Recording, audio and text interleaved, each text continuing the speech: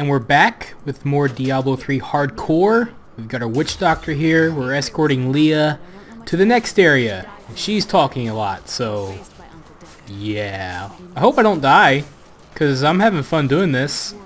But, you know, gotta be careful. These zombies can do some crazy... Oh, see? Got a pretty big horde pack here, and they're also taking a little bit longer to kill, so I'm going to try really hard not to lower the difficulty. But, you know, I don't know. Because the thing is, it just depends. It's like, you get more XP, you get... Well, you don't really get better drops at this point, but you kind of can.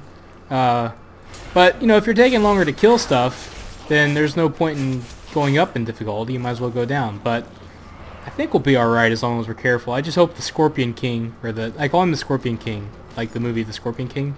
But I'm hoping the Skeleton King doesn't get me if I manage to make it that far. So that's my first big fear.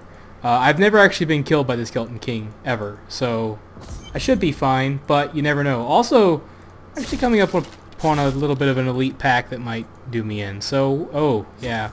I'm remembering things. It's been a while, but let me bring back my dogs just in case. See, another problem is I can't see the health of my dogs. So it's kind of like, you know, I don't know what's going on. Sometimes I can't look up to the top left and see what's going on with their health, so I kind of have to watch them, you know. And so if I don't see, oh god, gotta move.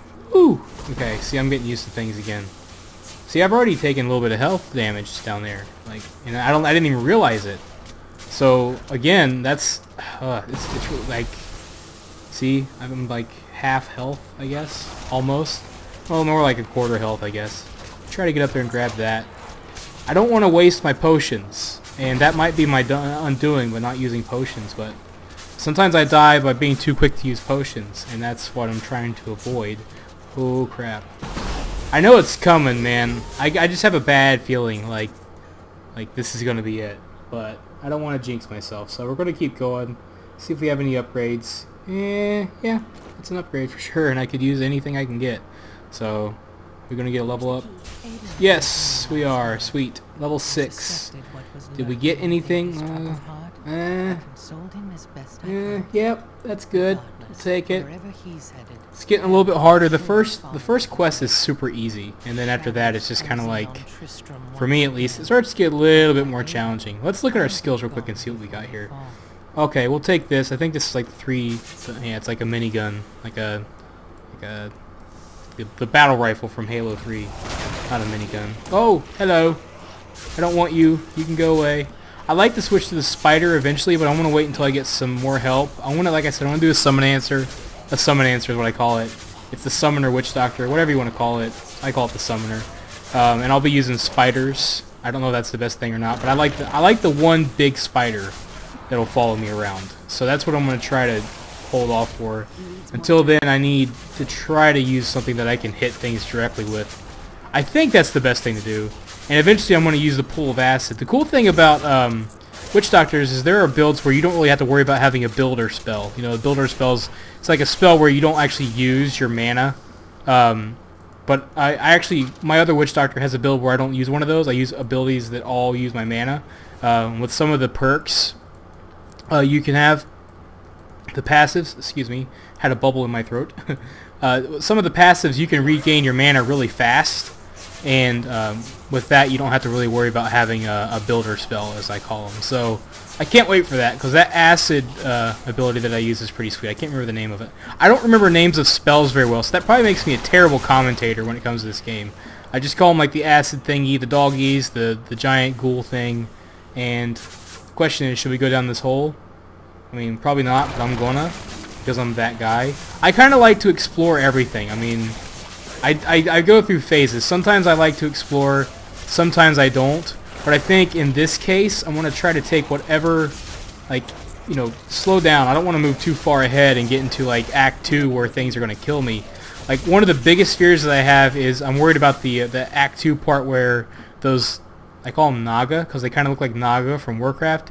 You got to save the villagers in Act 2 and save them from the Naga. What was the point of going down there? I didn't even see anything. And there's like explosions and you can get like one shot. I'm really worried about that. Obviously I'm worried about like fighting the bosses, the big guys like the Butcher Not so much the Butcher, but after that, they can get kind of crazy. So certainly Diablo or Bale. I mean, not Bale. Bale. That's Diablo 2. Malthael, that one. He can kill me sometimes. So I'm no pro at this game. So it's not like I'm some blind, amazing Diablo 3 player, you know. So I may not be the best control for this test that we're doing, but regardless, I want to give it the best I have. I am a vet. I'm a veteran. You know, I've played Diablo for over 10 years. Diablo 1, Diablo 2, and Diablo 3, and but I'm not exactly efficient. I like to take my time, and it's better for me to take my time. But the problem with that is you kind of get burnt out kind of quick, you know, because you're trying to get gear kind of fast, and you know, the best way to get gear fast is to be efficient and move as fast as you can through all the areas and do what you need to do to get the best drops as quickly as possible. And I'm not always the best at that. I was really good at that in Diablo 2 because it was very clear what I was supposed to do. You know, run to Mephisto, kill Mephisto, you're good. Run to Bale, kill Bale, you're good. But in this game, it doesn't seem like that's the case. It's like run and do rifts and clear rifts as fast as you can and do bounties. And those are better. I like that system a lot better, and people that I don't know how anybody could say that Diablo 2 is better in that regard. I mean, how is running and killing Mephisto 1,000 times better than the bounty system? I don't. Gameplay wise, I don't agree. In terms of efficiency, I understand, but efficiency isn't always fun, and I think that this is a more fun experience for a while. But the problem is, eventually, you know, even with the drop chance increased, it feels like eventually you're still hitting your head against the wall. It's like, this is cool, but eventually I need some substance. You know, eventually I need to see the drops. And if I'm not seeing the drops, then I'm going to get bored. So, but, you know, that's part of the random system that you get, the RNG. That's the issue with RNG games. So, you know, you got to take it for what it's worth and deal with it. I mean, and that's kind of why I'm waiting for ladder. Because with ladder you have more things to shoot for, you have more goals to shoot for, and I think that'll kind of help the experience along a little bit. So that's kind of my thought process with that.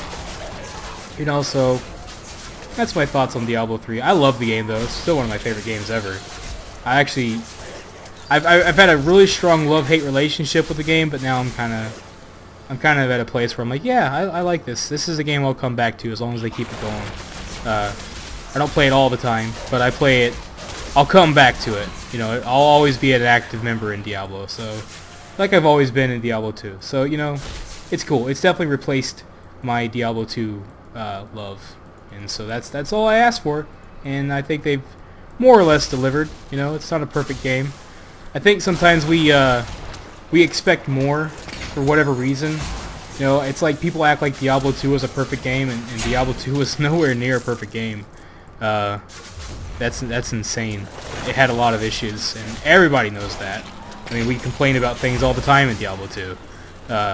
It was still fun, and at that time, I feel like back in those days, we weren't as psycho about games being epic as we are now. Like back then, we were just easier to please for some reason, and it's like these days, gamers as a whole, we expect a lot. And I don't know why. I mean, I'm not saying that there aren't crappy games out there, because there are plenty of crappy games, but it's like a lot of times there are pretty good games that get a lot of bad raps because people like expect so much more out of them than what they get. And it's like, you know, yeah, I want to see games blow my socks off and all that stuff, but it's kind of getting hard to do that these days because, you know, because I don't know, it's just like we have these ridiculous expectations. Like, reserve your hate for the companies that really take advantage of, you know, lazy development, you know, and being cheap and like using microtransactions to gank us. You know, save your anger for that. But like games that are, you know, fun, maybe not everything we want. Ow, watch it. You know, but are still fun. Like don't be a hater just because it's not exactly what you want. You know, like there's plenty of things to hate. That's not really one of them. So it's kind of like this weekend I went and saw Guardians of the Galaxy and I saw Ninja Turtles in the same night. So I kind of had a double feature. And you know, especially with watching Guardians of the Galaxy, which is a great movie. Like it's one of the best movies I've seen in a long time, and I loved it. And then watching Ninja Turtles and seeing all these really bad reviews for Ninja Turtles. You know, people are entitled to their opinion, but I don't think it's getting what it deserves in terms of reviews. I think it's better than what people are saying. I mean, I actually enjoy myself watching it, you know. But again, you know, I think people expect a lot more from a Ninja Turtle movie. You know, it's like, dude, it's a Ninja Turtle movie. What did you expect? I mean, yeah, Megan Fox is terrible, but you know, that's about it. The rest of it's not bad. You know, so I think again, I think sometimes people expect more than, you know, I got exactly what I expected from Ninja Turtles, you know, and it wasn't a perfect movie, but I enjoyed myself, so you know, I'd watch it again. When the sequel comes out, I'll want to watch that too. So, you know, again, I think that sometimes, like, and never go to Rotten Tomatoes. Like, seriously, people who review on Rotten Tomatoes, you are the most, like, hipster, like, douchebags, most of you. Not all of you, but a lot of you are. Like, I can't stand your reviews. Like, I can't even handle reading the reviews on Rotten Tomatoes. It's frustrating how pathetic people are. Like, it's just like, you can't handle it. Like, people are the biggest, like, jerks on there. They're excessively, like, prickish, you know, with their reviews. You know, it's like they think that they are Roger Ebert or something, you know, and like they know anything of what they're talking about. It's frustrating, you know. Like, you go to Rotten Tomatoes and you just read some of those reviews. It's almost as bad as YouTube, like, but not quite. YouTube might be a little bit worse, but like the douchery on Rotten Tomatoes is pretty bad a lot of times. So I don't go by Rotten Tomatoes, really. I've learned that. I don't really go by a lot of things anymore. I don't go by IGN, you know. I don't go by a lot of review things anymore. There are certain people I trust, but like Metacritic for games is the same thing. Like, I don't trust Metacritic at all anymore. I used to think Metacritic might be reputable, and I was wrong. Okay, we can skip this. What am I doing? So there's my rant on people and their crappy reviews that, you know, people are entitled to their opinions, but sometimes I think it's a bit much. Like, just turn down the douchery a little bit, please, because nobody wants to hear that, you know. It's just ridiculous. So yeah, Ninja Turtles, if you want my opinion, go see it. Definitely go see Guardians of the Galaxy. Guardians of the Galaxy was amazing. It's a great movie. I can't wait for more. I'd like to see, I mean, there's such a world there that they can expand on. Like, I love those. It's like Doctor Who. Whenever I watch Doctor Who, I never know what's going on because it's always something new, like some mysterious new race or new planet or new concept. Most of it, I have no idea what they're talking about, but I'm like, oh, that sounds really cool. That's what Guardians of the Galaxy was like the whole time. Like, there's all these races and all this crap going on, and I have no idea what any of it is. So I love that about that movie. So yeah, and I didn't even know it was a comic series, but that's just how, like, I don't have a lot of nerd cred when it comes to comic books, so you have to forgive me. But anyhow, that's my thoughts on Guardians of the Galaxy and Ninja Turtles while watching Doctor Who, or while playing Diablo 3 and talking about Doctor Who some.